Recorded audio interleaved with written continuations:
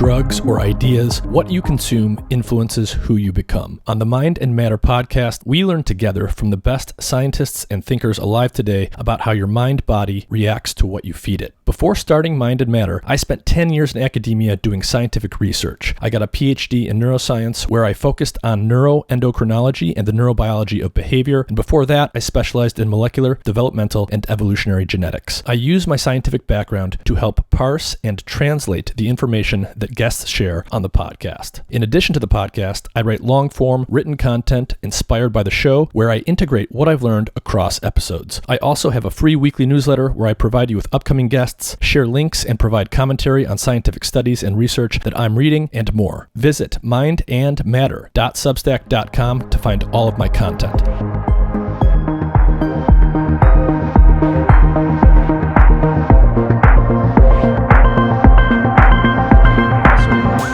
Thank you very much for joining me. Glad to be here. You want to just start off by telling everyone a little bit about who you are and what you do? Sure. Hold on. Let me just make sure this is not crazy. Good. So I can't do self-view while I'm doing this because otherwise it's like a weird Pavlovian thing. I can't not look at myself, my shiny head.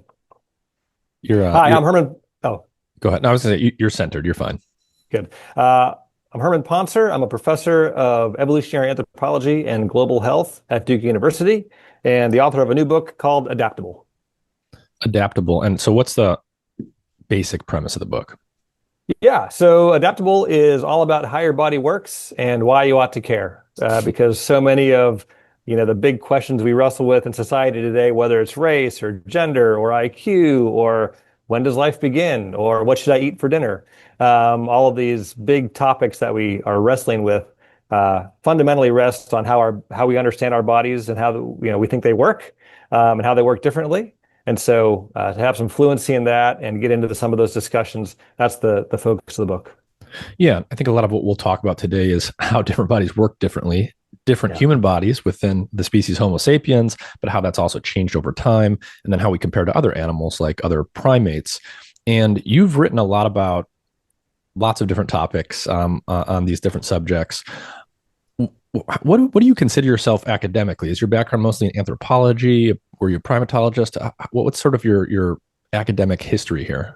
Sure. So undergraduate and graduate degrees are all in anthropology, in sort of with a focus on biological anthropology. But I would consider myself a physiologist, basically, a physiologist who works on humans. And what that means is, in today's academia, in the US anyway, if you work on humans, you're either in a medical program or in an anthropology program, because biology departments generally don't have human biology researchers. Mm-hmm, mm-hmm.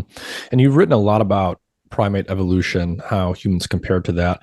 I actually want to start out on a paper that you wrote, a number of years ago now, but it's basically a comparison of metabolism between humans and our most closely related living primate cousins, chimps, gorillas, and so forth. Mm-hmm. And the first sentence in that paper says, variation in life history reflects evolved differences in energy expenditure.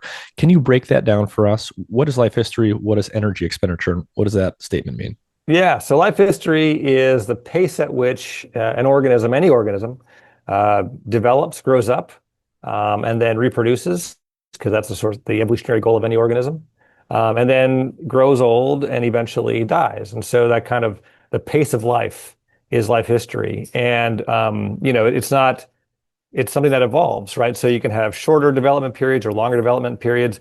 Life expectancies of different species are not just sort of, random. They evolve as well. So, to grow up takes energy, to reproduce takes energy, to keep your body from breaking down as you grow older, all of that takes energy. And so we can think about life history and energy expenditure as really tightly related phenomena. Yeah, and when we think about that, we immediately notice that there's some pretty clear trade-offs that we tend to see, across animals and organisms. There's only so much energy an animal is going to be able to obtain and create and utilize, depending on, what it's doing. And, if you put more energy into one thing, that's going to leave less in your energy budget to do other things. And so in general, when we think about these trade-offs, we might notice that, okay, if a species allocates a lot to reproduction, producing a lot of babies early on in life, there's less left over to do other things. And so those species tend to say live less long than other species. And so, different life histories reflect those trade-offs. But then we come to this, what you call the human paradox, which is, okay, we're a naturally fertile population, at least we were until pretty recently. We have a lot of babies compared to other creatures like us, like other primates. They're bigger, and there's more of them, so that's more energy. So then you would think, oh, there's less energy left over to, say, have a big long life. And yet that's not what we see in humans. We are fertile compared to other primates. Our babies are bigger, they have extended developmental periods, but we also live a long time. So what is this human paradox here? Yeah, well, that's just it. Somehow, rather than seeing trade-offs when we look at humans, we're seeing that, not only do we have long lives, which must take energy, we also have lots of babies, and they're big compared to other apes. So that must take energy. And then, you might think, well, maybe we're saving energy in other ways, but actually we also have big brains, right? Brains are incredibly expensive. The human brain, burns 300 kilocalories a day, which is the equivalent of running like a 5K every day. And, we also are more physically active, at least, until very recently, than other apes are. So, yeah, there doesn't seem to be anywhere that we're saving energy. And instead, it seems like all of the kind of traits that make us different from other apes and special are energetically expensive, all of them. So it's not obvious at first blush where this trade-off is being spoken for. We don't seem to be taking the energy from one part of our life history and putting it somewhere else. So it's almost as if there's extra energy here somehow. Before we get to sort of the work that you've done and what your answer is today, what have some of the traditional explanations or hypotheses been around how you might start to explain this? Sure. So the classic idea, and this actually goes back to the 1800s. This is sort of an early post-Darwin idea. The first, even kind of pre-Darwin, like Goethe talks about this. But anyway, not with humans specifically, but the idea that there are these trade-offs.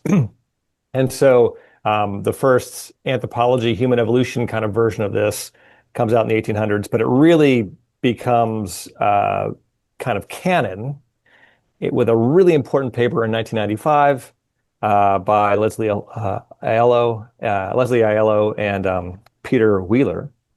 And it's this idea that to grow a big brain, to evolve a big brain, I should say, humans have had to evolve a smaller gut. And so your gut, different organs are sort of different in how many calories they burn per minute. Some organs are really expensive, we talk about. Some organs are less so. Fat, for example, burns hardly any energy at all. Skin is pretty quiet, but brains are really active and really energetically expensive, and so are your digestive tract and liver.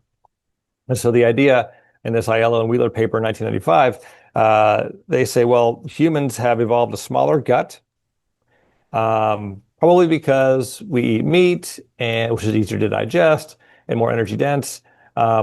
And now, more recently, because we cook our food as well, so that both of these things have shrunk how much our digestive tracts need to do. And that has freed energy up for something else. And in our case, you wouldn't expect this in every species case, but in our case, those extra calories, selection, evolution has favored those extra calories to go to big brains. And so for a long time, I guess now for 30 years, right, 30 years ago, that became just canon, right? That was accepted as the reason and the why and the how that humans have evolved these expensive traits. So the basic idea is, okay, we've got these big brains to explain, and we've got this human paradox to explain. So the basic idea here is to have a bigger, more expensive brain, you've got to take that energy from somewhere else. And perhaps humans took it away from organs in the GI tract. And so you basically have let's just call it a smaller gut overall. It's using less energy. And then that energy is taken and used to create a big brain. That's the idea.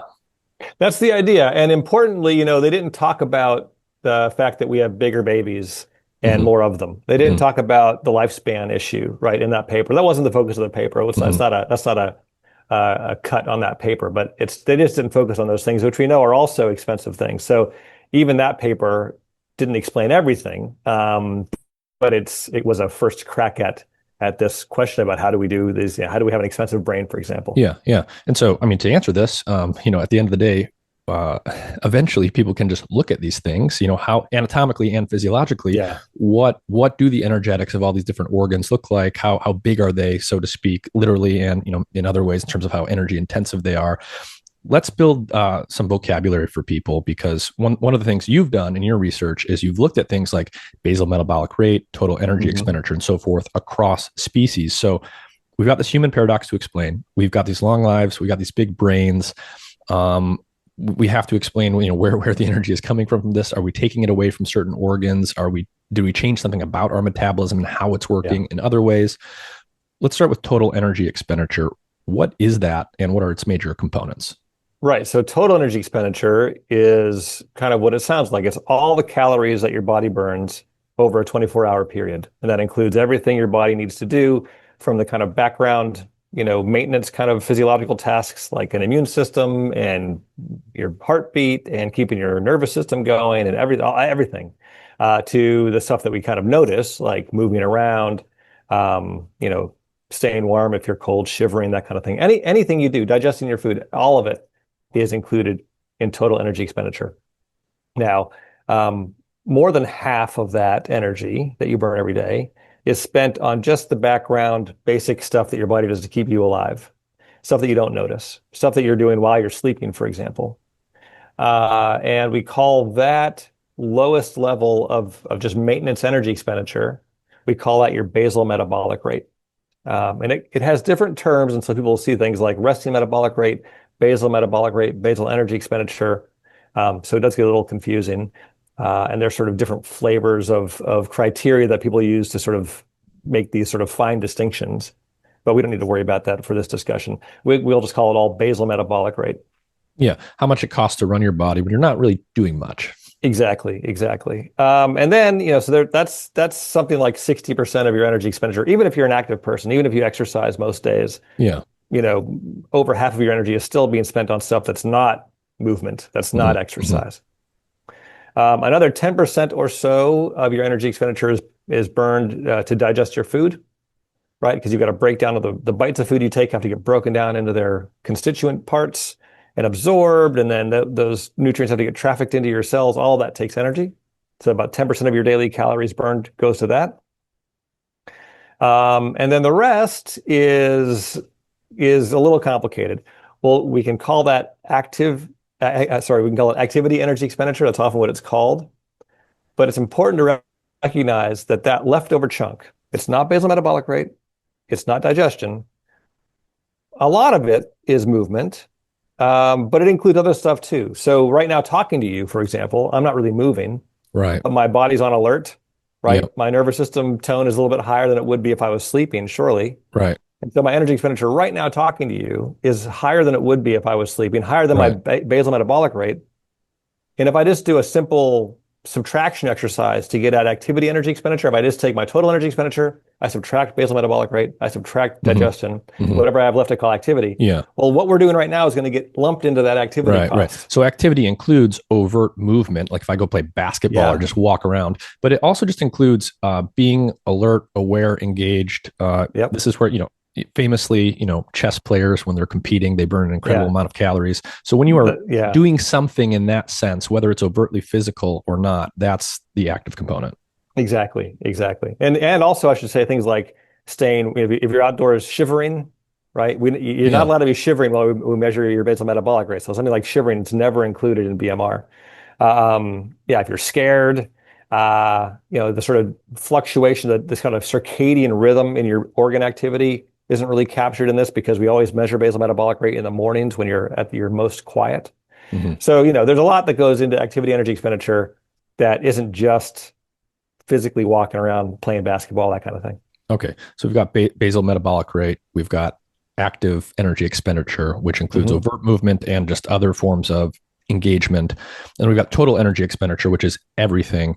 When we think about total energy expenditure and its component pieces, now we can just simply ask the question, how do humans compare to primates like gorillas and bonobos and things like that? Let's talk about that next. And maybe to do that, you should talk about how you guys actually measure these things in species.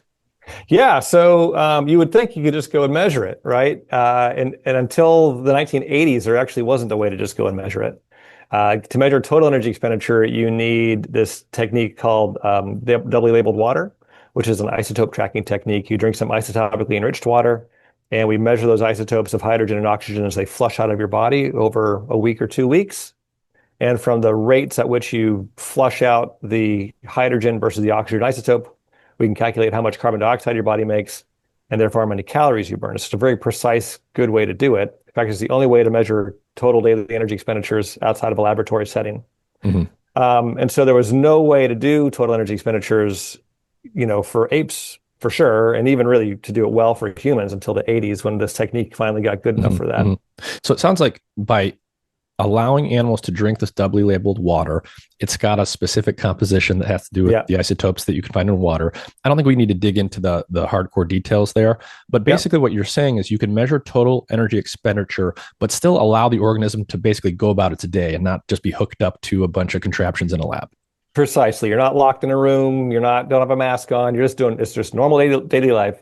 We just need to get a couple of urine samples over the course of sort of, a week or 2 weeks. Exactly.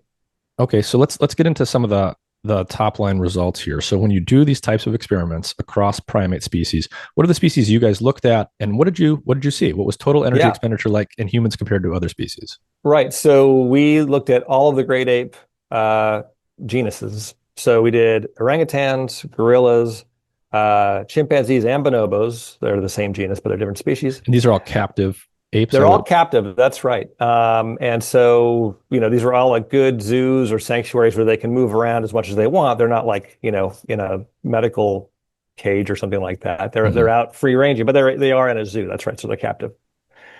We use this technique. Nobody had ever measured total energy expenditures in apes before, so this was a first for that. So we had, at the end of the day, it took years to do, and was with my good collaborators, Steve Ross at Lincoln Park Zoo and Mary Brown, some others. We finally had total energy expenditures, calories burned per day, for all of the great apes, plus, of course, humans. There's lots of human data out there that we were able to use. So what did you see? Yeah. So when you compare how many calories we burned for how big we are, right, because you have to account for body size and all these analyses, you find that humans are burning 20% more energy every day. Our metabolic rates are just faster. We're churning through calories at about 20% more per day than chimpanzees and bonobos, which are the most closely related group to us. And then we're also burning even more energy compared to gorillas. Gorillas are a bit lower than chimps and bonobos. And then orangutans are their own really interesting story. Orangutans seem to be one of the lowest metabolic rates ever measured for any placental mammal. So marsupials are kind of strange. That's a fun conversation maybe for another day. But if you look at non-marsupial mammals, orangutans are the lowest ever measured, except for sloths and pandas. So really low metabolic rates in orangutans. But humans, the human story is we're the fastest metabolic rate. We're the high energy ape compared to all of our other ape relatives. And you said, so we have high total energy expenditure compared to other primates, controlling for body size. Yeah. Maybe we should briefly mention when you just look across the animal kingdom, what's the general relationship between metabolic rate and body size, and why is that important to consider here? Yeah. So, where does your metabolic rate come from? Why do you burn calories at all? Well, all of your cells are burning energy all the time just to do their daily functions. And so, the more cells the more energy you're going to burn. Mice don't burn as many calories every day as an elephant does, right? Just because a mouse is tiny, doesn't have many cells compared to an elephant. Elephant's made up of many more cells and therefore just burns more calories, just by virtue of being bigger. And so it's an interesting sort of relationship, actually. It's not one-to-one. So you might think that, let's just use some toy numbers. If a 1 kilogram animal burns 100 calories a day, you might expect that a 10 kilogram animal would burn 1,000 calories a day, 10 times more. But that's not actually what you see. There's like an economy of scale. So the animal that's 10 times bigger will only burn like 7 times more energy, right? So somehow they're kind of saving energy there. There's like an economy of being bigger.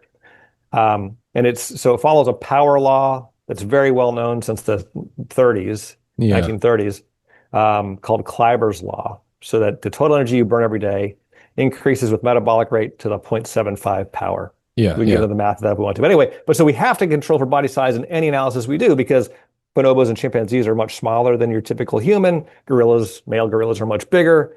Orangutans are, can be kind of around the same size or bigger or smaller. So you have to control for body size in any analysis of energy expenditure.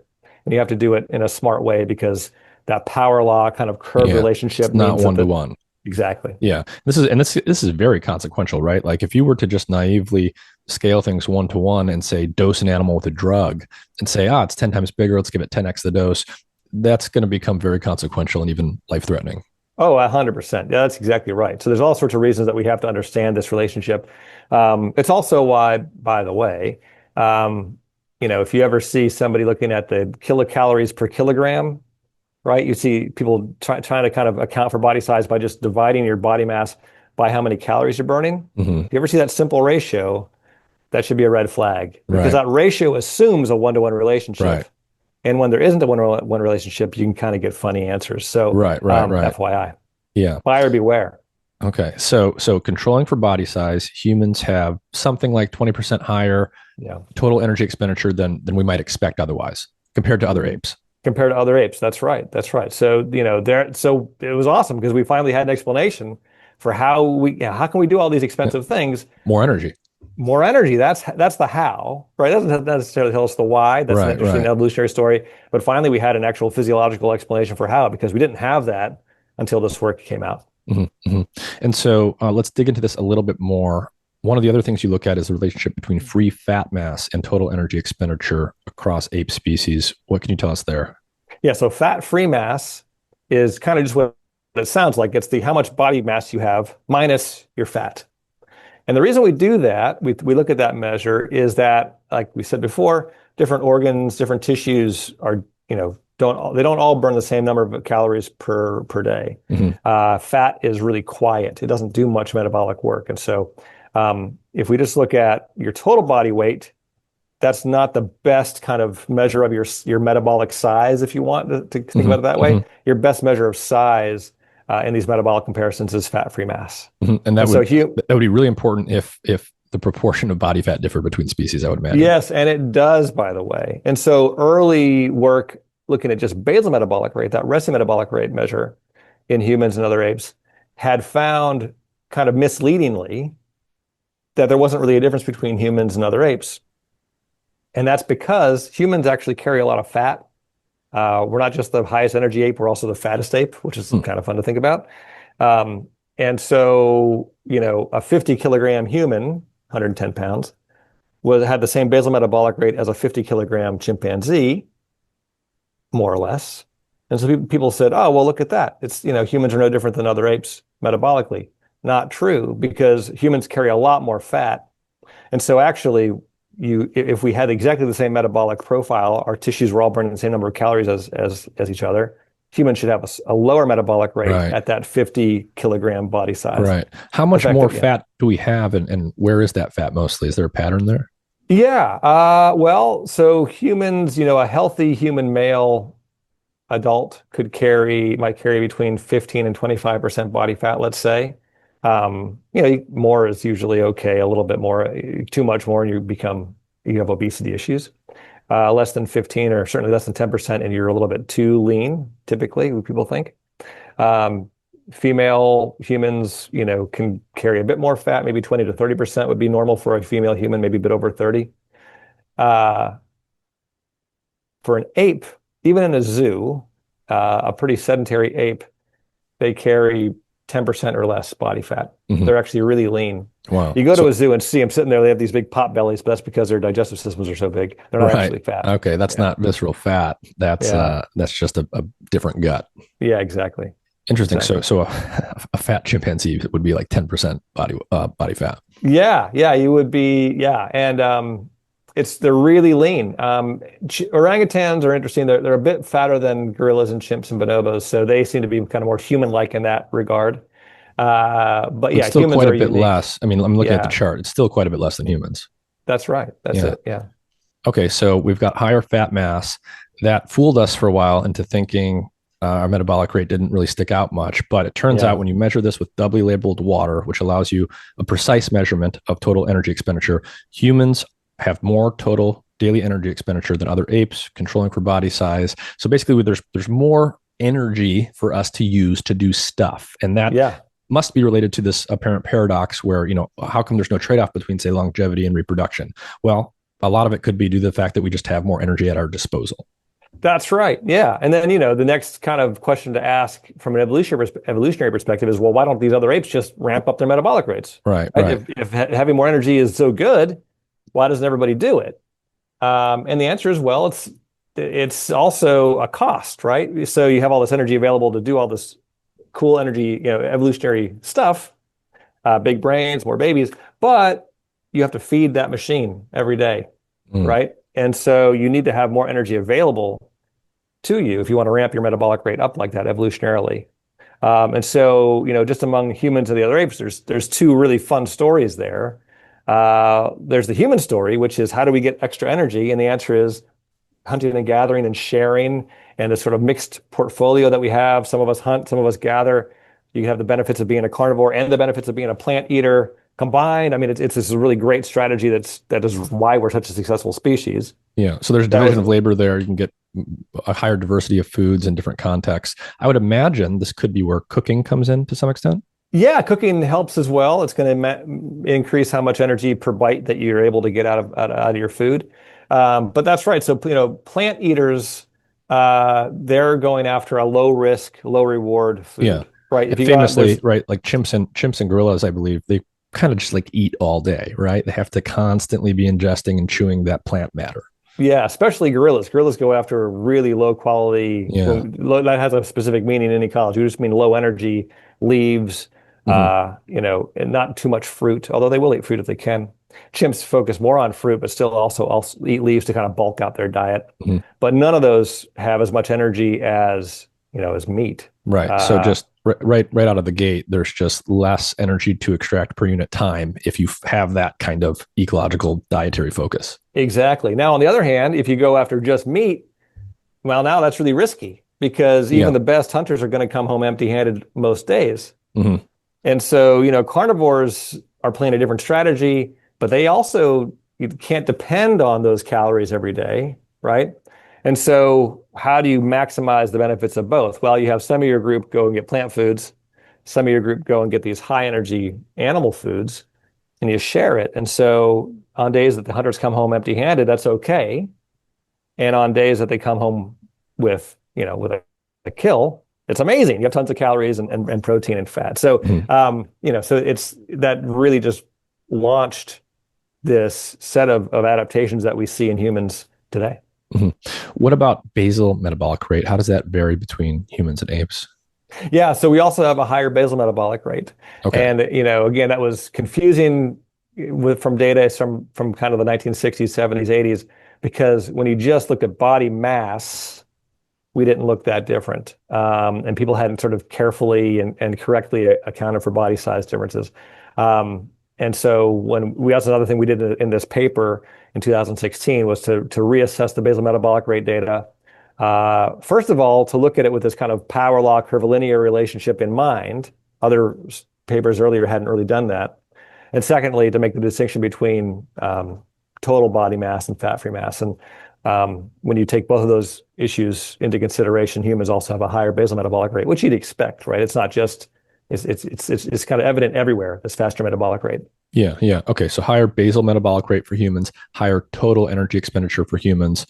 Another question that comes up here, especially, we'll talk about this more as we talk about, hunter-gatherers and ancient or traditional populations versus present day populations. But what about just active energy expenditure, especially in the context of moving around? Were hunter-gatherers moving around all day as much as other apes?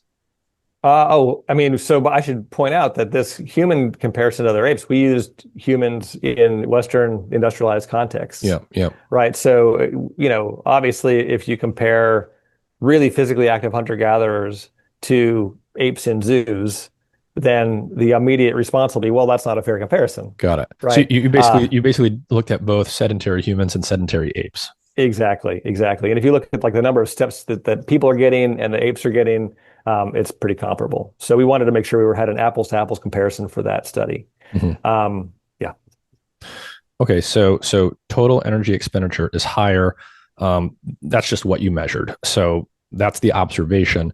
Yeah. How do we start to think about, we started to talk about this a little bit, but how do we start to think about how that's happening and why that's happening from an evolutionary perspective? Yeah. So again, all of the human adaptations that kind of set us apart, our big brains, Mm-hmm. our long lives, which you have to invest in your body to maintain it to live a long time. We have more babies more often. Everything that kind of makes us unique and different from other apes, it's energetically expensive. And so that's where those calories are going. Um, and we're also more physically active during the day. Even a sedentary human, even me here with a desk job at Duke University, I mean, I like to exercise, but a lot of days I'm just kind of hanging around.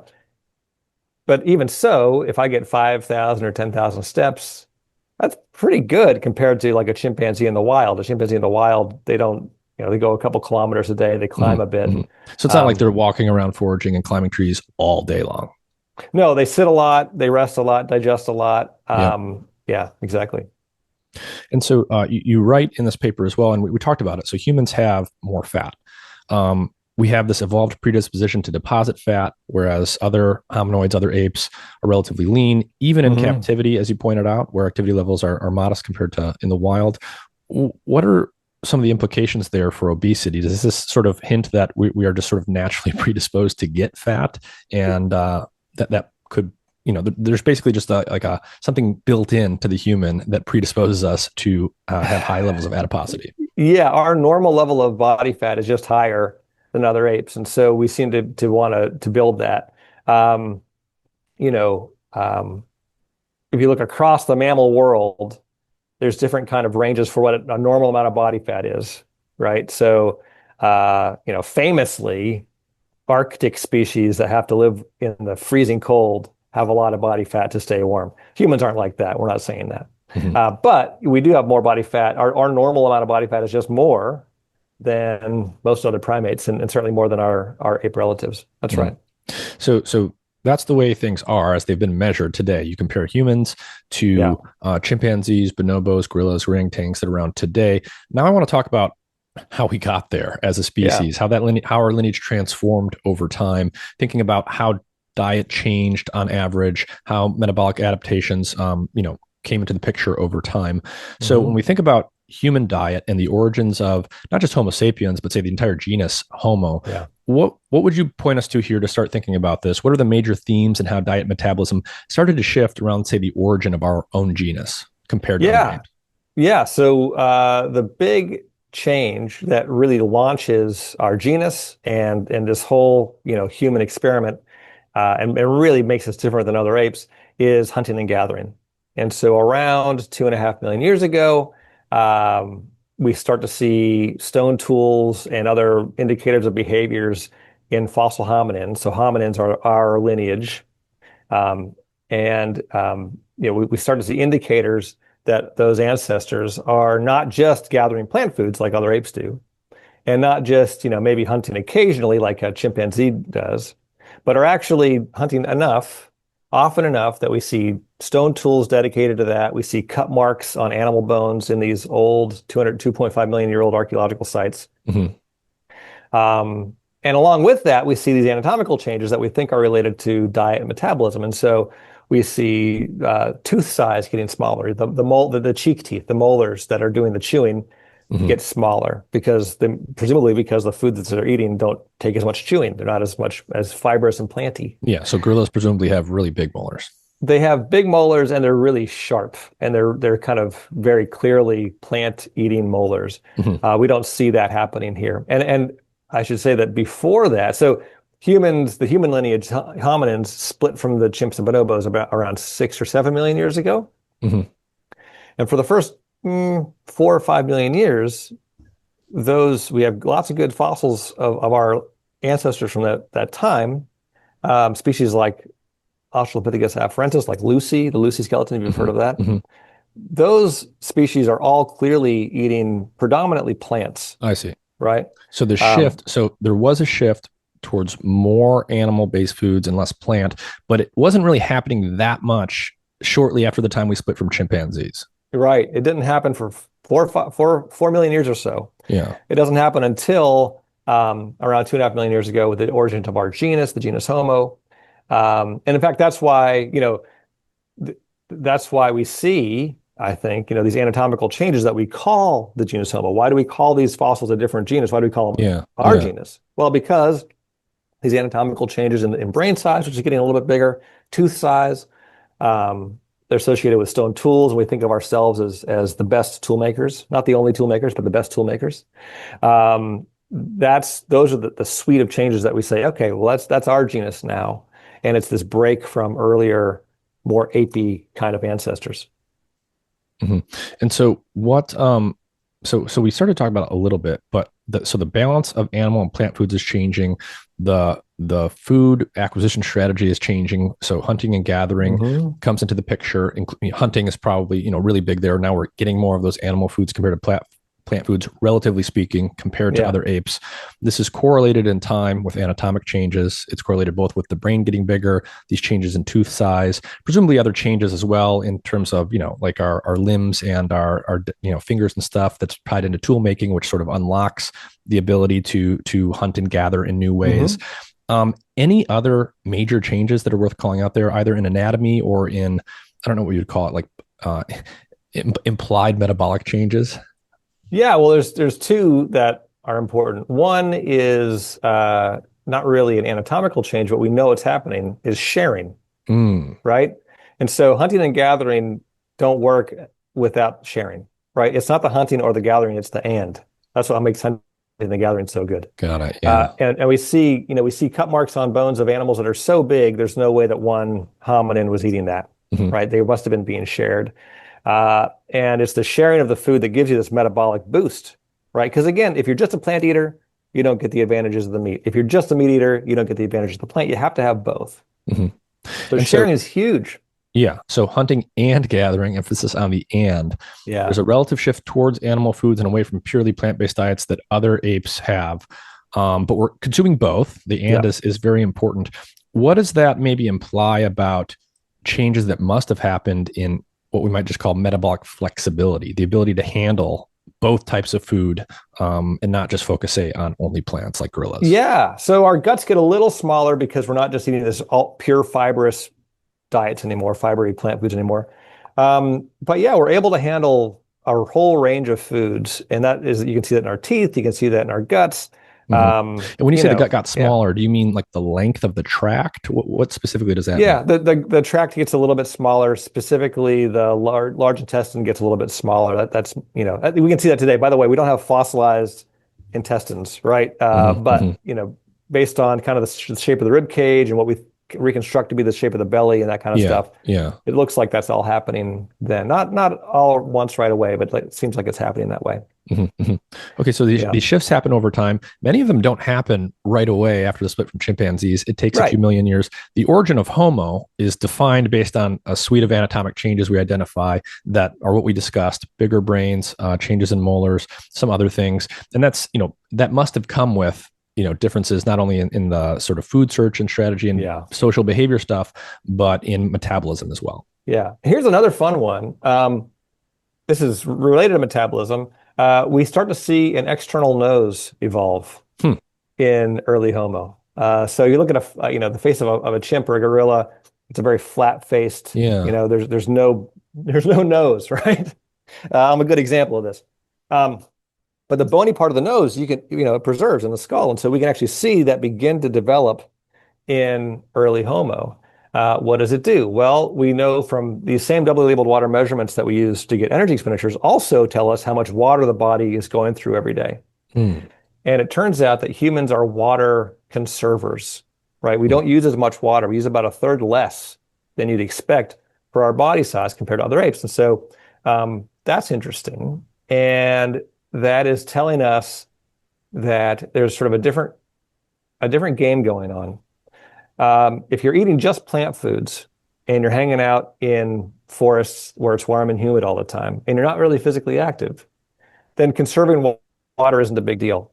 Most apes get all the water they need every day just from the plant foods they eat because plants have so much water in them, and they hang out in these like low activity, humid forests all the time. Hmm. Humans can't play that game. our foods are drier, especially when we cook them, and we are more physically active in hot climates.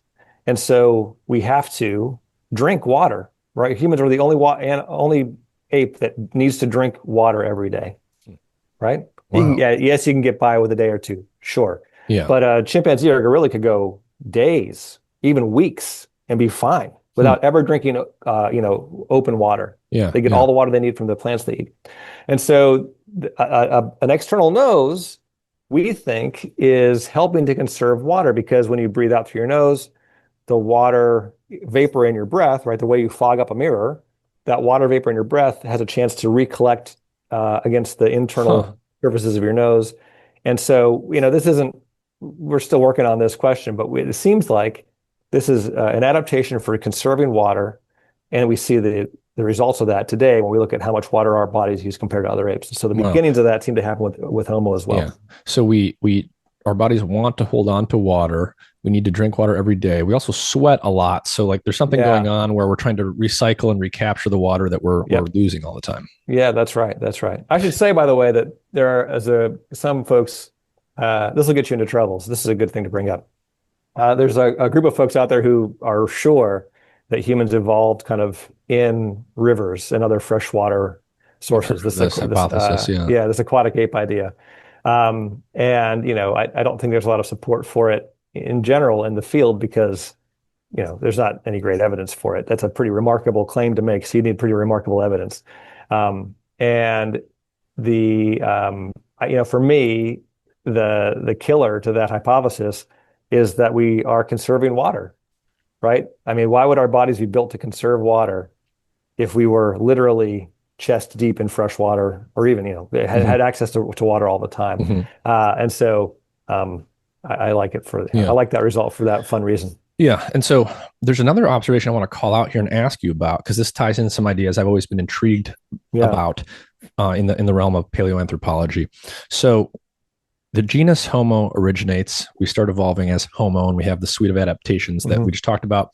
It definitely came with a relative increase in meat and animal food. Yeah. And there's some debates out there that people have had about, how much. Were we near carnivores? Were we omnivores that just ate more meat than other apes? And, exactly what did that look like? Another related question is, were we hunting and killing live animals, or were we, say, stealing carcasses from other predators? And there's a really interesting observation I want to ask you about that might tie into that. Yeah. So if you compare stomach pH across different types of animals, humans, and then just omnivores as a category, carnivores, herbivores, and scavengers, what do things look like there? And what do you think that is maybe telling us? Yeah, so we don't have any data for apes, which is what we'd really like, but humans have incredibly low, very acidic stomach acid. Our stomach environment's really acidic. And it looks like, we look like scavengers. We don't look like carnivores, by the way. And we don't look like herbivores for sure, which have much more comparatively neutral stomachs. Yeah, so herbivores have the highest pH, but then carnivores and omnivores, it's lower, but not nearly as low as scavengers and humans. Yeah, that's exactly right. So we look like vultures. Yeah. And scavengers, are they mostly eating dead and rancid meat, or are there also omnivorous scavengers?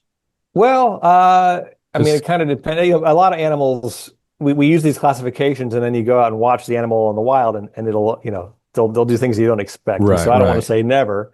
But the reason that vultures have this suite of adaptations around scavenging is that's how they get most of their calories. That's a really important part of their daily calorie intake. Even if they're not doing it all the time, they do it enough that selection, favored these traits to make them good at it. And so I think you can say the same about us. Whether we were eating rotten meat all the time, presumably there was some selection that we're doing it enough that it really mattered. Yeah. So for some period of time, that was probably happening to some degree, but it's really hard to pin that down precisely, I imagine. I suppose, but a great paper just came out looking at this in ethnographically, a series of papers by this guy John Speth, and he's an anthropologist in Michigan, and he got very interested in this question about how much meat is being eaten in the Paleolithic, the Stone Age. Yeah. And as a model for that, he looks at every account he can find of people eating meat in, as explorers are going around the world and writing down what they see local groups doing, American Indians, South American groups, Africa, whatever they are. He gets all these accounts from the 1500s, 1600s, everything. Yeah. And across the board, these groups are all eating the most rancid, Yeah. putrid. Yeah, I mean, it turns your I stomach. talked to Eugene Morin once on the podcast, and Oh, yeah, yeah, I yeah. think he was talking about one of these accounts where early European explorers are interacting with Eskimos, and Yes. basically he tells the story of like this Eskimo that's camped out with these guys is so excited one morning he brings this rotting, just Yep. absolutely rancid seal carcass, and they're all horrified, and he's like, God, like this is gold. Like he was so Yeah. excited. Yeah, yeah. They won't let him take it on the boat, and he gets so upset. I love that account. And it's not just the Arctic. This is everywhere in the Mhm. world that So people okay, so this was a very actually. general thing, it seems to Oh be. yeah. Yeah, yeah, yeah. So people eat rotten meat everywhere. So whether, when that pH dropped in our stomachs, when that change happened, I don't know. But my guess is, I've had the chance to work with hunter-gatherer groups here, a hunter-gatherer population in northern Tanzania, the Hadza. Um, they're not really, known for eating rancid meat, but they absolutely do and will. Meat that I would consider not okay. Wow. Wow. Uh, So the yeah. interpretation here is that the low stomach pH is making rancid meat more tolerable because it's like a filter for bacteria or something. That's right. I mean, the question about why do we have stomach pH at all, low stomach pH at all? Part of it is it helps convert an enzyme that helps you digest protein. But you know, if that were the case, then everybody who ate a lot of animal meat for protein would have carnivore-like pHs, but we don't. We have even lower. So why do you have such an even lower level of pH and even more acidic stomach? I think the only obvious explanation is to kill Yeah. Yeah. bacteria. So like Yeah. a predator, like a cat, they're eating fresh meat that they just killed. So they don't, Yes. that's why the pH is higher for them. That's That's the right. interpretation you would have, I Yeah. guess. Yep. Yep. Interesting. Okay, so we made this relative transition towards animal foods to a fairly substantial degree, but humans were basically omnivorous to some extent everywhere you look for them. We do have a smaller gut compared to other primates. We've got this low Hmm. stomach pH. Hunting and gathering developed so we could sort of take Yeah. advantage of all possible available foods, more or less. And then we've got just higher total energy expenditure. So somehow all these things added up such that humans just have extra energy, so to speak, compared Yeah. to other animals. That's exactly right. Yeah. And that strategy wasn't available to other apes because they couldn't figure out hunting and gathering. I mean, not that they're actively trying, of course, but if we sort of think about it like evolution like a game, that strategy doesn't, they don't use that strategy, doesn't occur to them, whatever, not available to them. And so that's why we have this unique lineage. And I want to get back. So now I want to talk about um, not the deep evolutionary history of our genus, but Hmm. after Homo sapiens is around, we become, and up to the present day, there's hunter gatherers and traditional populations living all over the world in very different food environments. They're all hunting and gathering Hmm. to different degrees, and diet is different all over the world. Yeah. So, this starts to get us into questions around, because today, when you look at diet and Yeah. people get so excited and so tribal, you've got carnivore people and vegan people, and then Yeah. you've got, everything in between. And people are often talking about the human diet or what humans are Yeah. supposed to eat. I want to talk a little bit now about how diet has varied around the world across what we'll just call traditional hunter-gatherer populations, Sure. leaving aside for a moment, like us, modern Yeah. sedentary, technological, civilizational human beings. Can you talk a little bit about that? How, say, the mix of animal and plant foods has varied across traditional hunter-gatherer populations as a function of where they live? Yeah, so we have ethnographic accounts, people finding these communities and taking notes on what they see that go back to the early explorer days, the early European explorer days, 1500s, 1600s, and then up to the sort of present day. And we've got these ethnographic accounts of, over 200 populations worldwide. Most of them are no longer really around anymore. They've been, they're not intact cultures anymore. But we've got 260 different communities or more that were hunting and gathering. Maybe some had a little bit of farming. Maybe some were doing a lot of fishing. There's variation there. But we have 260 data points now to see how diet changes across the globe. And what you see is there's an incredible mix of how much animal food and how much plant food these populations are getting across the globe. like you expect, people in warmer climates are eating more plant foods because plants grow better in warm climates. And people who live closer to the poles in more Arctic environments are eating more animal foods because plants don't grow as well there, and there's more animal food available. Um, if you live near a river and can get lots of fish all the time, guess what? Eat a lot of fish. If you start farming a little bit and have, some staple crops there, you eat more plants because that's what you're farming. Mhm. So it's a mix. Yeah. But even the pure hunter-gatherers, you see a whole range of foods eaten. Right, right. Yeah, you've got this great graph in this paper I've referenced a lot, and it's basically percent of diet from animals across all these traditional populations as a function of latitude. And correct me if I'm wrong here, but when I look at this, basically, if you get close to the equator, people are eating 40, 60, 60, 40 mix of plants and animals. So it's, it's about 50-50 plus or minus some. And then as you move away from the equator, it becomes more animal centric. And you do have a variety of populations. I don't know what the proportion is here, but a solid chunk that are like, 80-20 or even close to almost all animal products. That would be like the Inuit or something like that. Yeah, that's right. And so a couple of things to keep in mind there.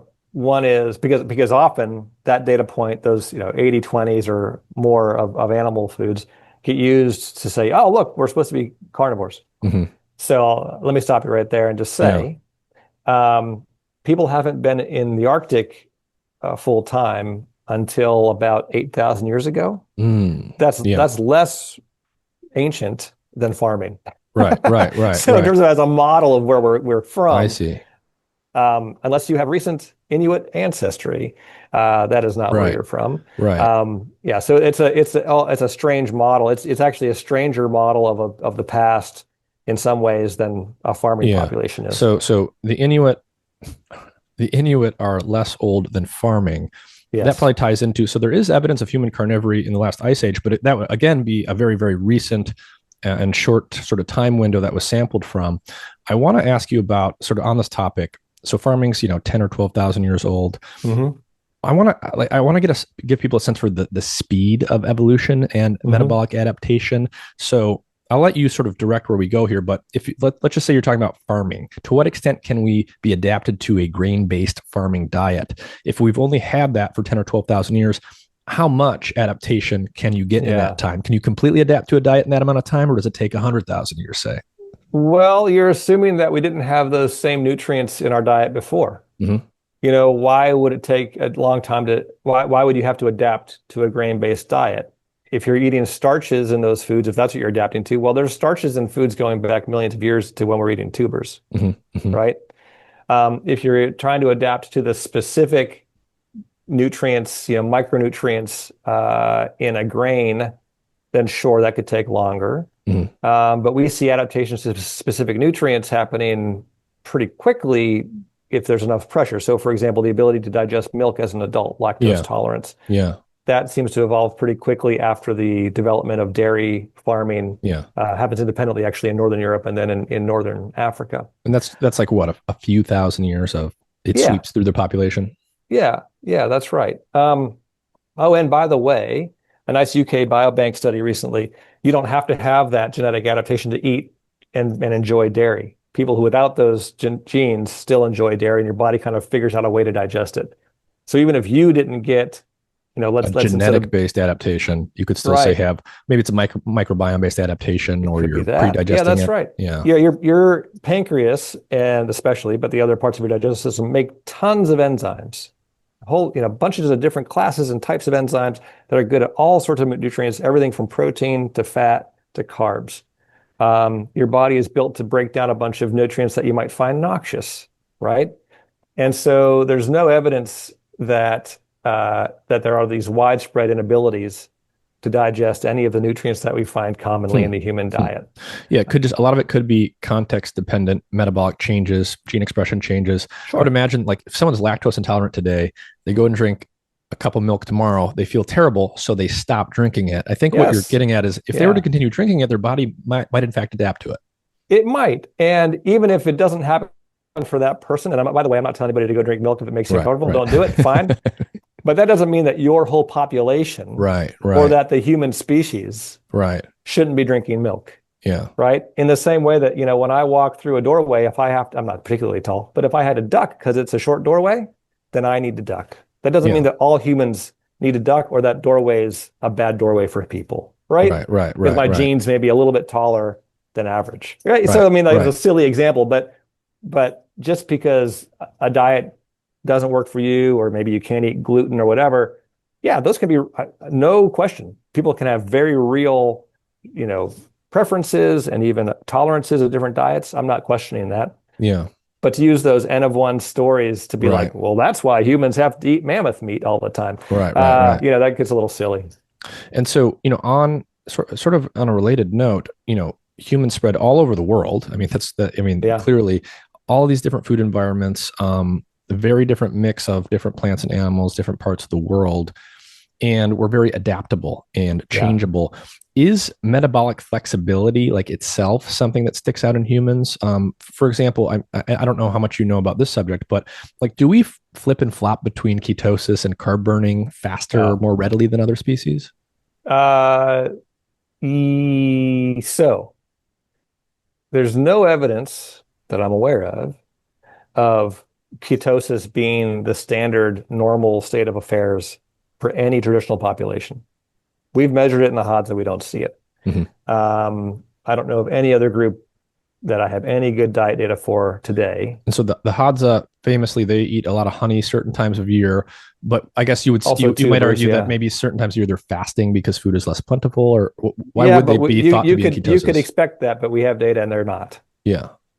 They're not. Yeah. Okay. Yeah. Yeah. So, and we've measured, we've done sort of spot checks for ketones in diet, and we've Yeah. never seen it. Um, and people will say, well, you missed it because you didn't do the right test. Yeah, I guess so, but we don't have But I any guess evidence for it. I guess I don't understand why that would be some people's expectation. They're living close to the equator. Food is available year round. Yeah. Why? Yeah. That's right. So let's look at the Arctic populations. There's actually been evolution in some Arctic groups to prevent ketosis. So you have these really high protein, high meat, fat diet groups like the Inuit, I don't know exactly which Arctic population these were measured in, but those kinds of ecologies that they actually have a hard time going into ketosis. What? Isn't that interesting? Yeah. Why? I mean, I don't understand that. Do we know anything about how that's working? There's the evolutionary story there is not clear, sort of why that's the case. There's been an argument made.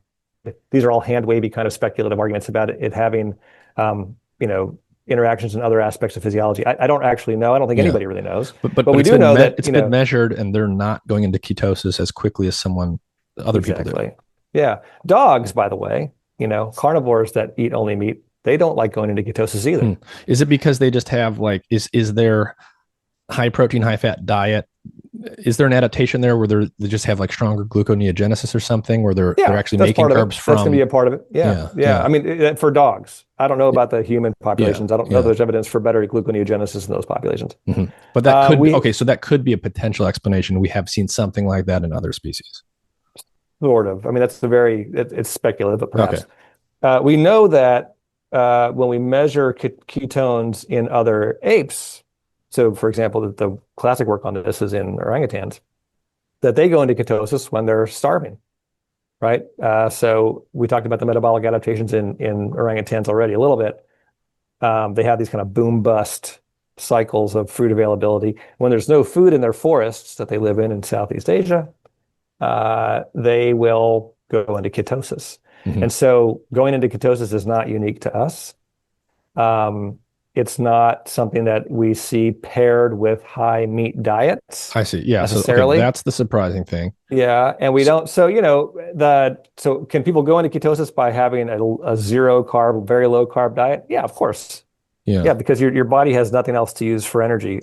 But to say that metabolic flexibility is unique to humans is something surprising, is something about having a meat-based diet in the past.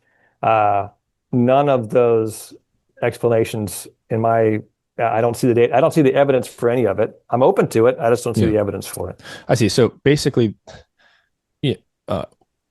people have so there are basically carnivorous meat-eating species, and they're not necessarily in ketosis all the time. So it's not like one thing implies the other automatically. Exactly. And we don't have any evidence of, the other piece of this is people use hunting and gathering groups as models of health and what it should be like, what you should be eating. Hmm. And if that's your model, then you have to also accept that none of them are in ketosis. Hmm. Hmm. Right? So if somehow the healthy way of living that is the human natural way is this vision you have of modern, foragers and farmers, um, then you also have to accept that natural modern way of living doesn't involve ketosis, at least as as the base state. Yeah, yeah. So the other thing I'm just going to repeat because I didn't realize this. Even in populations that are eating a high, almost entirely animal-based diet, high protein, high fat, very low carb, at least most of the year, like the Inuit, they don't seem to be going into ketosis. Or I don't know if they never do, but there are definitely adaptations in those some of those groups at least. It hasn't, these are things that have been measured in a particular population, so I don't want to know. I can't say that it's Yeah, across the whole Arctic, yeah, yeah. but there are adaptations in at least some groups to not go into ketosis as readily. Hmm. Interesting. Um, so shifting focus now to present day humans and questions. So civilization develops, we have Yeah, technology. Now we're all sitting, in our offices doing Zoom calls right, all day. right. We've got this obesity epidemic. So we've set this up a little bit. Humans seem to be more predisposed to just storing fat compared to other apes. Yeah, That might have something to do with what we're going to talk about. Obviously, our lifestyles have changed drastically in the last couple of centuries. yeah, Sort of what I'll just call the traditional naive model in a lot of people's heads, not necessarily people who study this, yeah, for why we have obesity is that, it's simple. Food is more readily available and we're eating more of it and we're also moving less. yeah. So to solve obesity, you just have to get people to eat less and move more. So with that in mind, like, first of all, can you just kind of Yeah. critique that model and what's been known about to what extent that's true or not true up until recently? Yeah. So, the standard like WHO, World Health Organization, CDC, whatever your public health guidelines you want to reference, they all say the same thing, which is that obesity is this 50-50 kind of problem. It's diet and activity in equal measure. It's usually how it's framed. We actually know for decades that exercise is really important for your health. If you're not moving, you're not active, that's not good for you. But we also know that it doesn't correlate to, to body weight control in a easy way. So if you are more physically active, you're exercising more, it isn't necessarily going to keep you from becoming obese. We know that exercise by itself is a pretty poor tool for trying to reverse obesity. It doesn't work for most So people. if you're obese or you're putting on weight and you want to go in the opposite direction, if all you do is exercise 20% more, there's actually not a lot of good evidence that you're going to lose 20% of your weight or very much at all, maybe. Exactly. That's exactly right. Yep. Okay, so unpack this a little bit more for us. So what have we known about, what moves body fat in Yeah. humans? Well, diet's the main thing. There's been some muddying of the waters over the last couple of decades for various reasons. The idea that, somehow calories aren't calories or humans don't follow the laws of physics or something like this. You see variations of this idea. But it really is the case that all of the calories that are your body weight and, your fat, all the calories stored as tissue are calories that you ate and didn't burn off. That has to be true. And so your body weight really is a balance between how many calories you eat every day and how many calories you burn off. And the fact that we can't really move the needle on, with how many calories you're burning very well, we can talk about that, get into that detail. Hmm. But it seems like the energy that you're eating, the dietary energy, is really what's pushing obesity. And so we have, lots of evidence for that for decades, that diets work if you stick to them, exercise doesn't. Hmm. So people are eating more today, no question about it. Caloric intake has gone up, but what we eat also changes. We'll probably come to that. Let's dig into what you said around movement and exercise there, because this will probably surprise quite a number of people that hear this. Yeah. What were you getting at just a moment ago when you said that exercise on its own, even if you stick to it, isn't often going to be sufficient to do what people want it to do? Yeah. So, well, I'll start off with how I got into this issue, which is we wanted to understand how many calories you burn every day if you're a hunter-gatherer. Why do we want to know that? Well, because we know that metabolism is so important for so many aspects of evolution and ecology. It's like a central thing you want to know about any species. And we didn't really have a good idea of what it is in our own species. And I suppose the naive view here going into some of the stuff is, oh, well, people move less today. We're sedentary. We've got couches and nice apartments. Hunter-gatherers must have been moving a lot more. And so but what does it actually look like when you go in? Yeah, what does the gap look like? So we wrote that. I mean, the grant is, someday I'm going to post the grant online because it's hilarious in a way. We wrote what we expected to see. We wrote to the National Science Foundation, and we applied for this grant to measure how many calories you burn every day as a Hadza hunter-gatherer, right? Because we knew going into it, and it's absolutely true, that they're much more physically active than the standard American adult is, or European, or anybody else in the developed world. And we used this doubly labeled water technique. So we had a really precise measurement of how many calories burned per day. Nobody had ever done that with a hunter-gatherer group before. Got it. So same technique you used before with the apes and zoos, but now you're doing it with the Hadza in Africa. Exactly. And they can go out and do their Hadza daily routine the normal exactly way. It. Yep. Every couple of days we get a urine sample takes 5 minutes to do that. Otherwise, totally normal daily life for these guys. And by the way, we're tracking their activity as well with accelerometries and that kind of stuff. So we know. We know how active they are, and they are just as active during this period that we're measuring them for calories as they are normally. Yeah.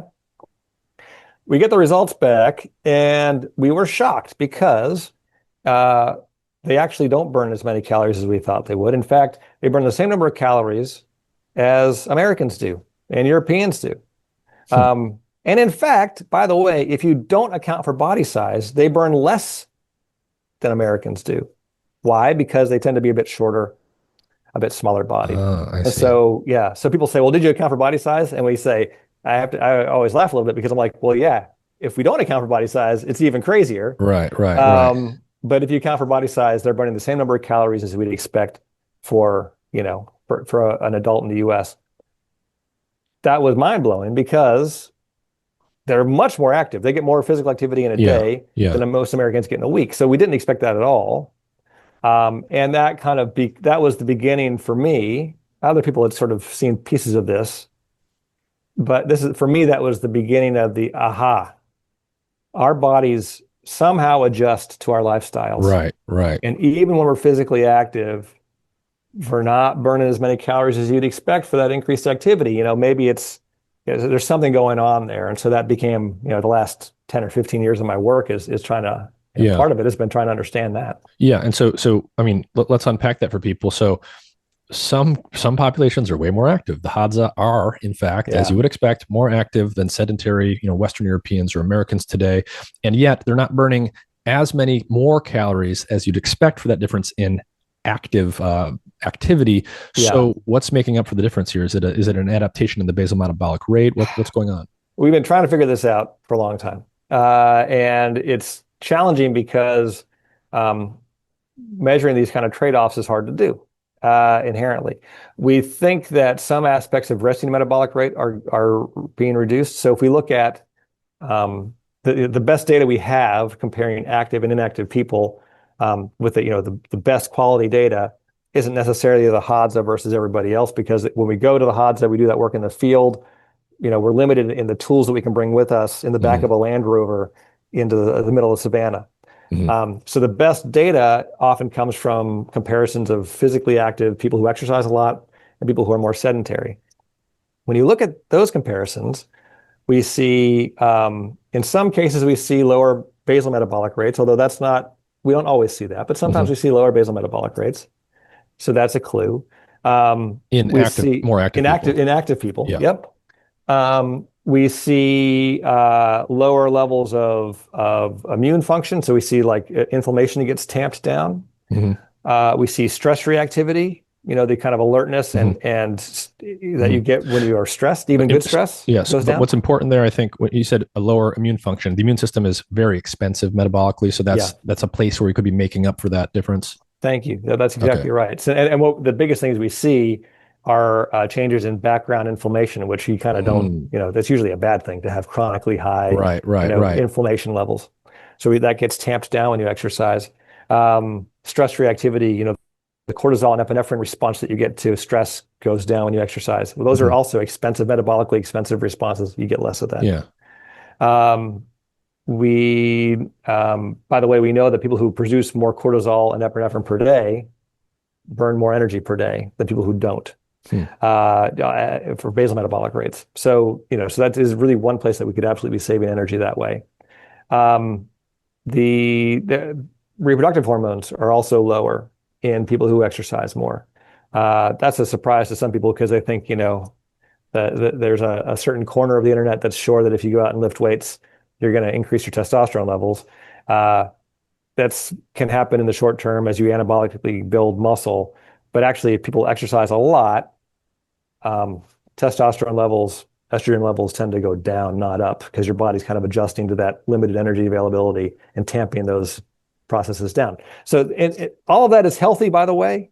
Reduce stress, reduce, it's all good until you go to the extreme. If you are like Olympic level, distance runner, then your exercise workload might be so big that you actually tamp those processes down too far. Right. And you get overtraining syndrome. Yep. And that's where people have like hormone problems and other things that start to go awry. Exactly. So in my mind, I think before this perspective on metabolism kind of became more common, I think those responses in overtraining syndrome were seen as like a pathology that's like a binary, you're fine and then you're not. Yeah. And I would say, well, it is true that that's not a healthy way to live, but it's just the end of a spectrum of how you spend your calories. I see. So if I try and abstract some, a theme from this that I'm hearing, tell me what you think about this.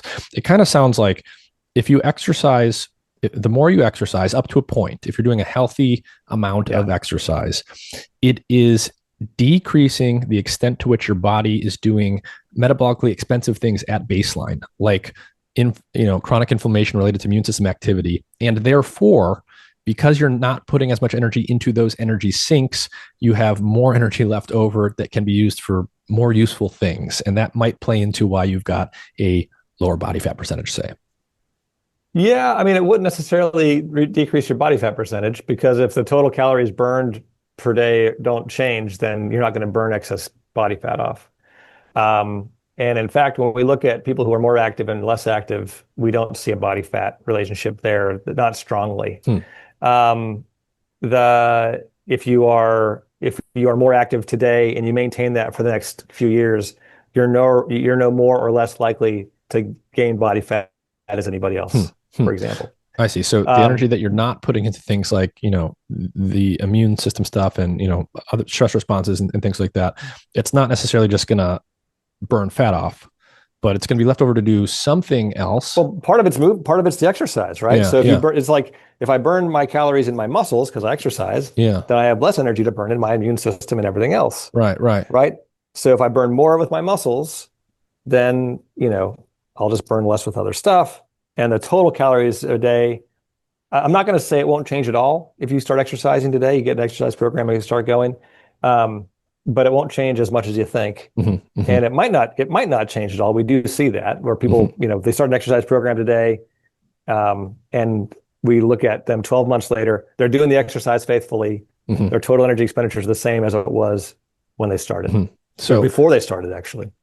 So essentially what you're saying is the obesity epidemic can't be solved by merely having people exercise more. That's probably going to be a losing strategy in general. That doesn't mean that exercise is bad or not good, but it means it's not going to be effective for this particular outcome.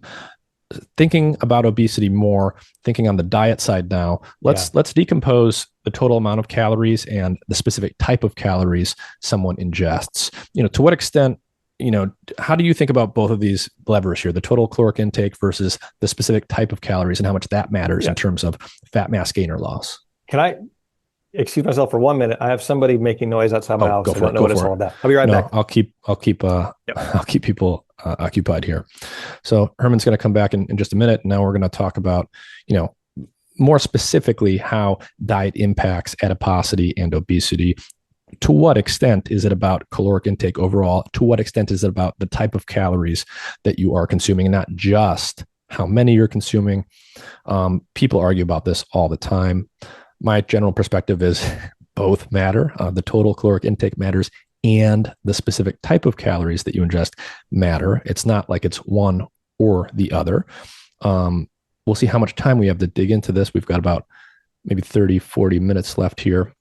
And then we'll talk about a new paper somewhere in here that Herman, which is an author on, that looked at total energy expenditure measurements across present day humans in lots of different parts of the world, well-developed parts, hunter-gatherer populations, pastoralists, and so forth. And so we'll get a sense for how energy expenditure, total energy expenditure, and basal energy expenditure actually vary among present-day human populations. And so we'll try and unpack as much of this as we have time to cover. And we'll talk a little bit about maybe ultra-processed foods and what exactly that is supposed to mean. But for now, we're just waiting for Herman to come back. The reason I'm on a monologue right now is because it takes too much time and effort to go in and cut and paste and rejigger things within an episode. So that's a huge time sink from a production standpoint. That's why that's a reason why long form podcasts, I think, have proliferated. It's you get a lot of content in here. You can automatically chop it up with AI into more bite-sized chunks, and it's just too much of a time sink to go back in and micro edit every little bit that's going on. So I feel it's like that scene in Jurassic Park where where Jeff Goldblum's character is in the car by himself, and he's like, well, now I'm in the car by myself talking to myself. I just watched Jurassic Park again the other night with family.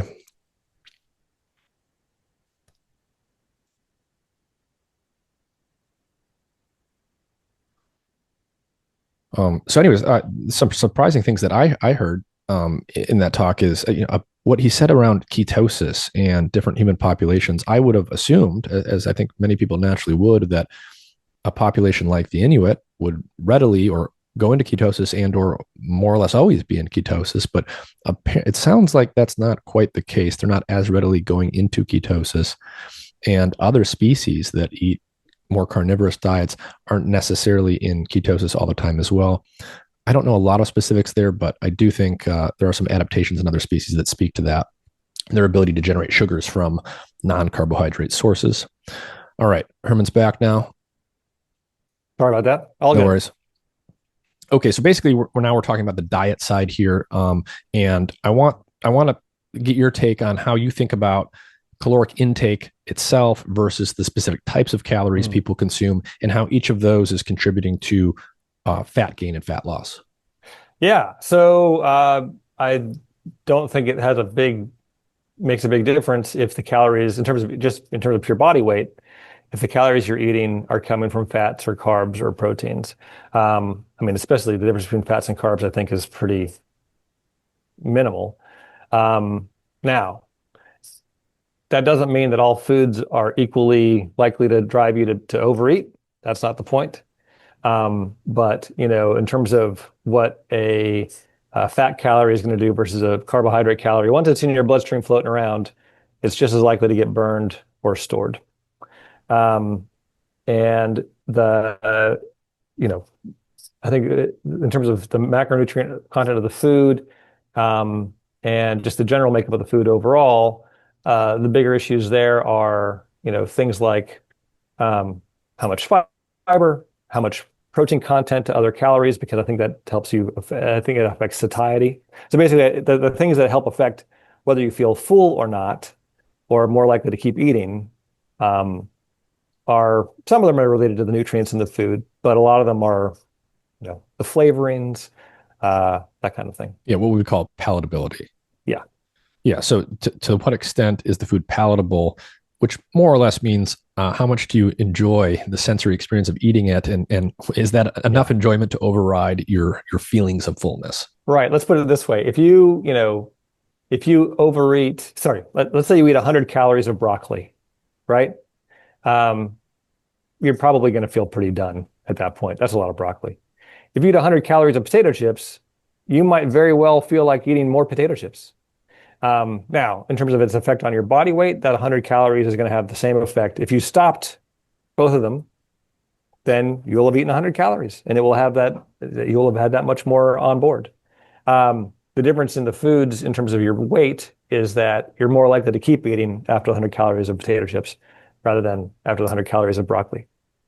And how much, like, do we have a sense for how much of that is the liking of the taste versus the physical way that processed foods are engineered and how they affect, say, like satiety hormones and things like that? Yeah, I mean, I think this is a good Kevin Hall question. This is an NIH researcher who just recently left NIH, but this is one of his big areas of research is ultra processed foods and why they push us to overeat too much. And I don't think we know. So, my sense, my intuition, if I were to place a bet, the hyperpalatability, that they just taste so good, they're actually built to be a little bit addictive.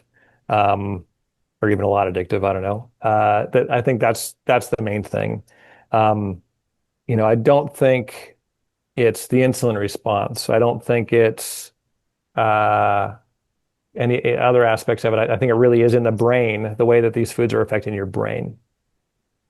So the perception, how much you like, the valence of the experience is more positive. Yeah. The idea would be that you're therefore more strongly motivated to eat more despite your satiety signals. And then I suppose there could be something going on where the satiety signals themselves get disrupted by something in some of these foods. Sure. But it sounds like we don't have all that nailed down. No, I don't think we know all of it for sure yet. And what I hope as we kind of launch into this new era, of make America healthy again and this focus on diet, I think most of the folks in my world are in agreement that needs to be a focus of what we do next in terms of the research into nutrition and health and obesity. Whether or not that work is going to get done in a useful way, I think remains to be seen. I'm hopeful. But I think, if somebody has in their mind that they already know what the answer is, it's food dyes, or it's corn syrup, or it's whatever. That's not a useful way to do the science. I think we have to keep an open mind and really do the work and ask, do the work carefully to figure out what it is that's making these foods push us to overeat. And, a lot of people are talking about ultra processed foods versus whole foods. Yeah. I want to get how do we actually define these things? It's almost, it's like one of those things where it's like, I know it when I see it, right? We all have an intuitive sense of a whole food versus a processed food. But when we really get specific about this, how do you define ultra processed foods? Is there a clear definition? Is there a nice sliding scale rubric we can use to measure this? I mean, so there are definitions out there that people use in these nutritional studies. It has to do with the number of ingredients and the way they're combined. I don't think I could get it quite right if I were to try to recapitulate that definition. But it's the number of ingredients, the way they're combined, that kind of thing. Yeah. So intuitively, like the more processing steps involved to go from the starting material to your plate, the more processed it is. Right. I mean, if you pick it up out of the vegetable aisle or the butcher's counter, or for that matter, making bread at home, that kind of thing, those are probably not going to reach the level of being called an ultra processed food. If it comes in its own colorful package and the ingredient list is a paragraph, then pretty good chance you've got an ultra processed food. And do you have any thoughts around, so when we think about ultra processed foods, there's the amount of stuff we put in there that's that's supposed to be in there, the calories, the vitamins and minerals and stuff like that. There's also the stuff that can be lost along the way, things that you might want in there get lost. And there's also the possibility that other stuff gets put in, endocrine disruptors, chemicals, things like this that don't actually have caloric or nutritional value. How do you think about all those things? I mean, I don't know that I have any original thoughts on that. Those are all potential contributors to why these foods push us to overeat. Any of them could be important. I don't know. I don't think anybody really knows. So, what can we say? All right. Well, let's talk about the new PNAS paper about energy expenditure across present day populations of people. So, we talked a little bit about energy expenditure across species and between more traditional or past populations and today, and some of the life history and evolution stuff. But you guys went out and you did these doubly labeled water experiments to measure energy expenditure in a bunch of different present day human populations, ranging from hunter-gatherers to, people in Western Europe and the US and a variety of others. So set this up for us. What was the basic setup here, and what were the sample populations you looked at specifically? Yeah, so this doubly labeled water technique has only been around for a few decades. That's not very long in the world of science, and it's expensive. And so, to date, it's still, and I think it's still true, the studies that we do with this technique are usually smallish, fewer than 100 people. And, they are driven by different questions. And so there hasn't been the funding or the time or the ability to do these sort of broad geographic global kind of questions in energy expenditure before. But now, because the labs, including mine, but a few others that do this kind of work, have decided to work together. It's a really great story about international collaboration to do science. We've all pitched our data together. We built this big database called the Doubly Labeled Water Database. It's hosted by the International Atomic Energy Agency, part of the UN. And it's available for researchers to use, and it has over 10,000 measurements now of people, daily energy expenditures in people across the world in different populations. And so the studies that go into that are from a whole range of sources, from the kind of human ecology, anthropological kind of research that I do, to studies of, different populations within the US, for, a whole variety of reasons that people might do these studies. But the end result is that we have pretty representative samples of populations from, like you say, from hunter-gatherers to pastoralists who live with their herds, to farmers, to people in poor countries where they're doing a lot of manual labor and farming, to people in rich countries with desk jobs. It's the full economic spectrum. And so we wanted to ask the question, how does energy expenditure change or vary across that spectrum of lifestyle? Yeah, and then this relates to questions around, okay, how much are people eating more or less based on economic development? How much is their energy expenditure varying? Let's just start out with the basic and unsurprising things. So how does body mass and BMI relate to economic development? Right. So the richer your country, the more developed the country you're in, on average, the taller and heavier you are, and the more body fat you carry. Mm-hmm. Mm-hmm. So basically higher BMI in more economically developed areas. That's unsurprising. One thing that I wanted to ask you about is, I'm looking at the graph right here. So yes, on average, BMI is higher the more developed the places that you're making these measurements. What also seems to be highly variable is the level of variance in BMI and body weight. It looks like the more developed you are, the variance is much higher than in other populations. Is there anything worth noting there? Yeah, I mean, I think what you're seeing is that you just don't see obesity, right? So the upper end of that tail, the upper tail of the distribution just isn't there in a lot of poorer, less developed countries. And as we all know, it certainly is there in the US. At the same time, you still have people like you and me who are not, on that obese tail. So, you don't lose everybody who is at what we would consider to be the sort of the normal BMI range, but you gain folks who are above that in the developed countries. Mm-hmm. Mm-hmm. Okay, so what about energy expenditure across these different populations? What did you find there? Yeah, well, it also increases. So you burn more calories every day on average in more developed countries because you're bigger. So that's not a surprise. Okay. But I think it bears saying, because you do see people just saying, oh, we burn fewer calories. Right. That's in the West. And that's really not true. Right. Yeah. Yeah. But it's largely just because we're bigger. Exactly. Like those two things are just tied together. Exactly. And, we actually, as we're writing this paper, we kind of went back and forth about how we frame that. Is that like such an obvious thing that we just put it in the supplemental materials and like we talk about it, but we don't focus on it? And I've had enough of these conversations over the years doing this work that I thought, no, we're gonna make sure that this is very clear. And it's a point in the paper that you actually burn more calories, not less, when you're in a developed country. And even though you're more sedentary, all those things, you're actually burning more calories, yes, by virtue of being bigger. But I think it bears saying clearly that you're actually burning more calories, not fewer, when you are in a more developed country. Yeah. And so what about other aspects of energy expenditure, like basal Sure. metabolic rate? Sure. When you correct for basal metabolic rate is also higher Okay. in a developed country, again, because of the body size thing. When we account for body size, we do that sort of adjustment of our data to account for the body size effect. We see two things. There is a sort of tiny whisper of a effective development. So um, it's a small, but when we have thousands of people in this study, over 6,000 people in this study, I think, or maybe sort of in this analysis of just adults, I think it's over 4,000 people we have. With that many people, you can detect a very small effect of development on basal metabolic rate. So people in less developed countries, probably because they have more like pathogens, more germs that they're fighting every day, they have higher basal metabolic rates, Hmm. and that goes down as you get more developed. As a result of that, total energy expenditure also tips that way. So in less developed countries, slightly more energy expenditure. Again, it's attributable to basal metabolic rate, not attributable to activity or anything like Yeah. else. And it's a really small effect.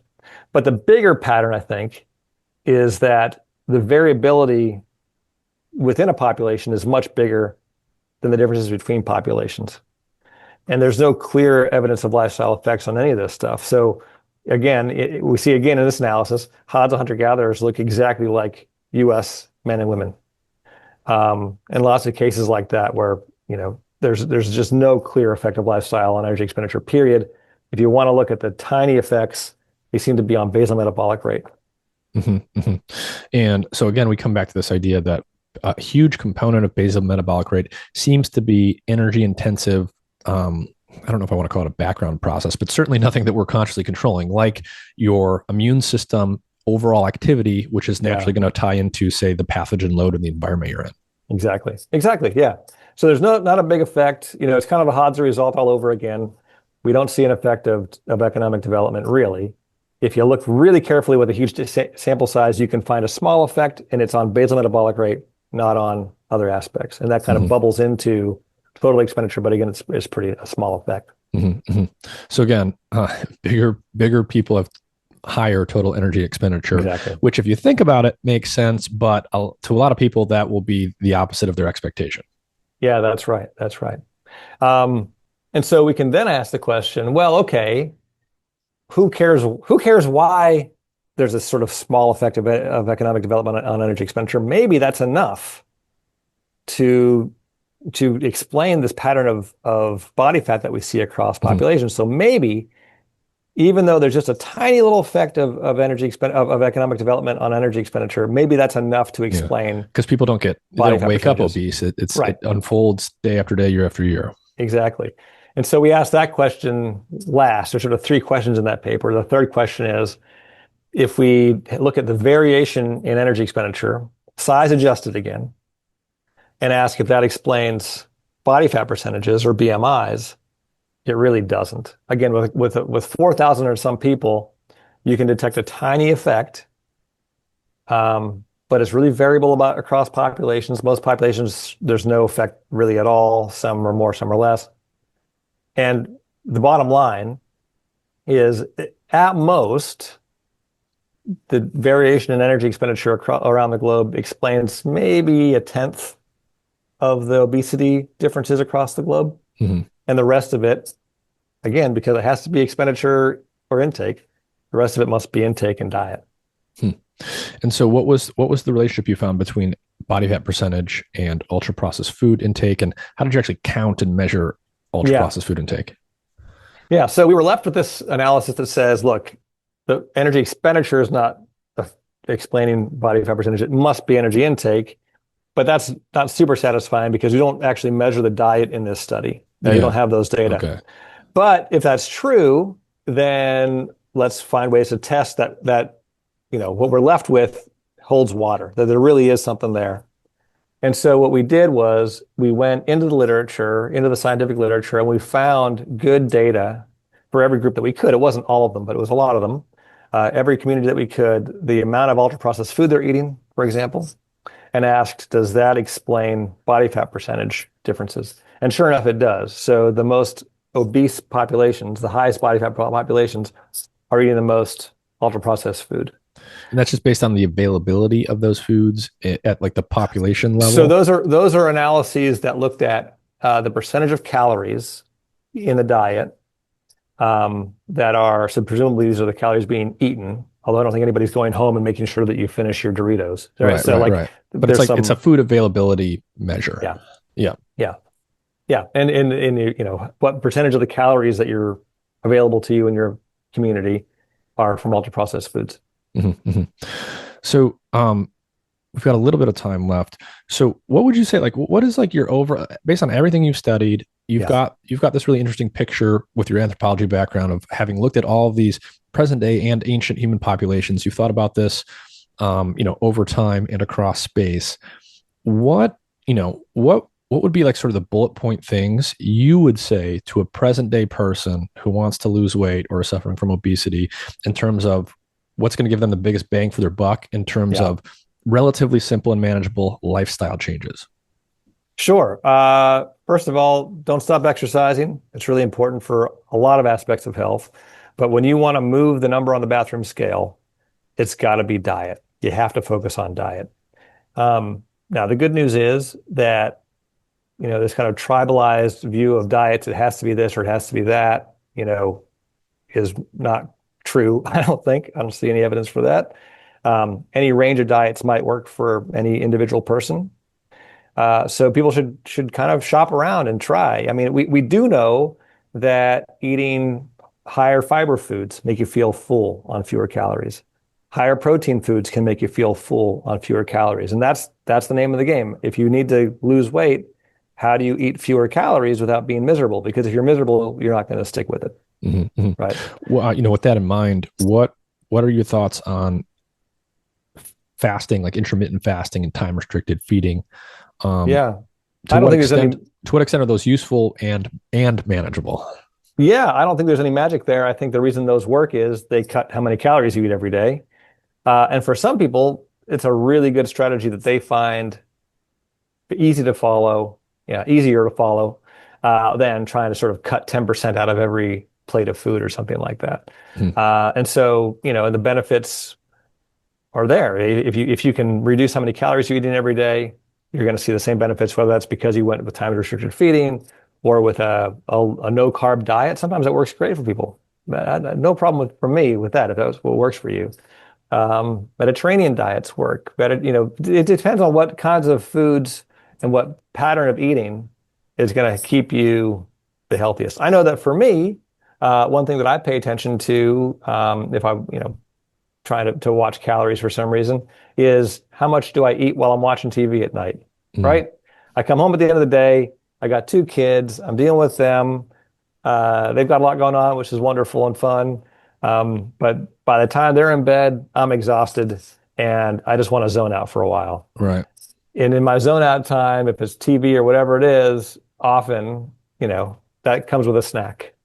And it doesn't have to, but it will if I, so that's one great easy way for me, to watch how many calories I'm eating is am I snacking or not? So anyway, there's different ways to do it.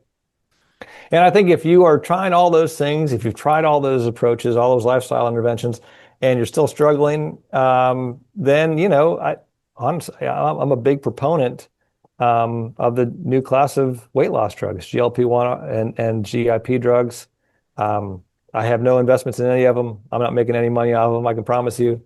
But to me, as far as I read the data, they seem really promising. They work for a lot of people, and they work by keeping your brain quiet and not, pushing you to overeat. So I think, I don't think those should be the first line of approach. I think lifestyle is always the better way to start. But I think those drugs have been a real game changer.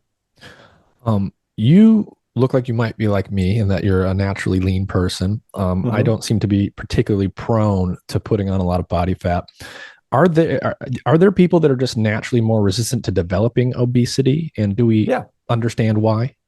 Yeah, absolutely. We know from looking at the genetics of obesity that there's you come into the world kind of wired in a way that makes you less or more likely to struggle with that. It has all the evidence points to the brain and how the brain is wired as being the organ Mhm. where this is happening. And I can say that anecdotally this bears out for me. Um, I haven't ever struggled with weight. I've been very lucky that way. But part of it is that I just don't care that much about food. Not as much as I know, my wife is also lean and in a healthy weight, all that kind of stuff. But I know that she just thinks about food more than I do. What's the snack she's going to have? What were you having for dinner? Those are on her mind in ways that aren't on my mind. Mhm. And I think that that's, you know, kind of it gets anecdotal, but I think it's that kind of microcosm of what's going on larger, in a Mhm. larger picture. But it sounds like what you said a moment ago is so there's been, you know, genetic studies where we look at, okay, some people seem to be more naturally lean or more prone to obesity. There are genes that correlate with that. Hmm. If I was picking up what you were putting down there, a lot of those genes are genes that express highly in the brain. Yes, exactly. That's Mhm. right. That's And right. are there any important call outs there? Are there any clear patterns as to what circuits are involved or what exactly those, proteins and things are doing? I think for that set of questions, the better evidence is from, you know, the work done on like the hypothalamic signaling in mice, and some of it's done in humans about brain signaling in parts of the brain where you're active when you're eating and hungry.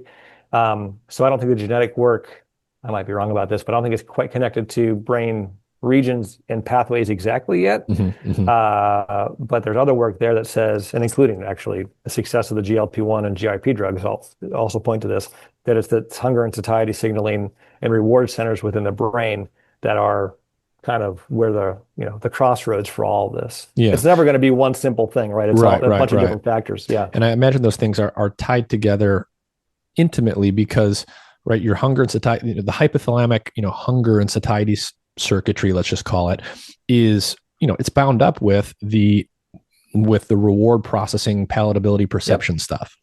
Exactly. That's exactly right. And I mean, I think that's why the GLP-1 drugs, for example, uh, are not only effective for weight loss, but they have these interesting side effects of people using less alcohol, Mm-hmm. using less drugs, doing gambling less. Like Mm-hmm. you see seems like every week I see some new headline about these knock-on effects, and Yeah. they all seem to be brain related. Yeah. So it might be generally, it's not just boosting satiety itself, it might be reducing reward sensitivity. And that includes Yeah, food rewards, drug rewards, etc.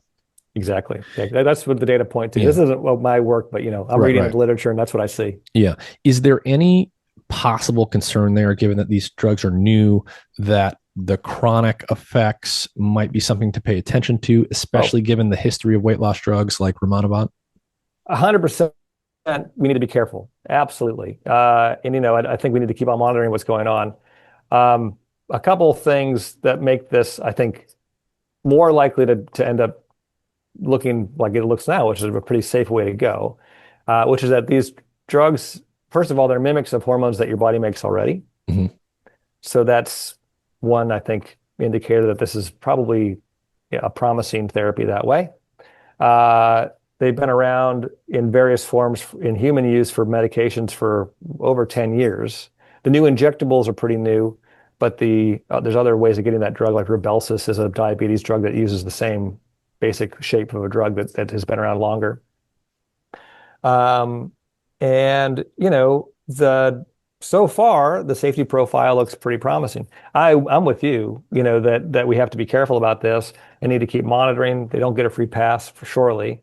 Um, but I will say that we also know that the long-term health risks of obesity are not to be overlooked. I mean, those are serious. And so, I think if somebody's already at a healthy weight, I wouldn't play with these drugs. It's not worth it, right? But if you have a serious issue with obesity, we know that that carries health risks.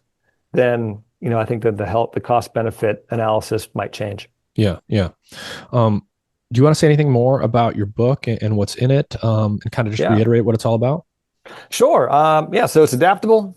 Um, Put it right parallel with your face so that's not there we blurred go, like out. this. Yeah. Yeah. Let me see. I don't know where I am. No, Good. move it closer. Actually, let me see. Move the book closer. Oh, like this. Yeah, no, you had it for just a second. It's blurry now. Oh, it's blurry because my Yeah, background's blurry. yeah. Oh, sorry. Oh no. What? Yo, right there, right there. There you go. Talk Okay. with it right there.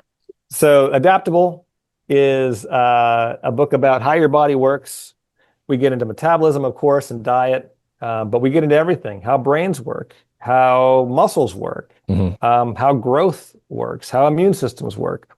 And the idea is to give people, in the same way that I've tried with my work in metabolism, to give people a kind of a fluency in how energy metabolism works, and then I'll talk about too why that matters for obesity and health. I think there's a story there in every aspect of our body, from again, our brains to our muscles to growth to reproduction to immune systems. All of it's important, right? And what I don't see out there in the influencer sphere is a lot of people talking about, how our bodies work kind of at a fundamental level that's going to give people the kind of fluency they need to make good decisions about lifestyle, about healthcare, about the big discussion that we have in the US surely about things like IQ, race, gender, and sex. When does life begin, right? All of these big issues fundamentally rest on how we understand our bodies and how our bodies work and how they work differently. And so, the book isn't trying to get people to think like me or anything like that. It's not meant to sort of push you to have a particular set of opinions. But what I do want people to have is a shared space, a shared set of evidence and facts and fluency in how our bodies work so that we can use to all have this discussion together in a more useful way. All right. Well, Dr. Herman Pontzer, thank you very much for your time. Thanks for having me. It was fun.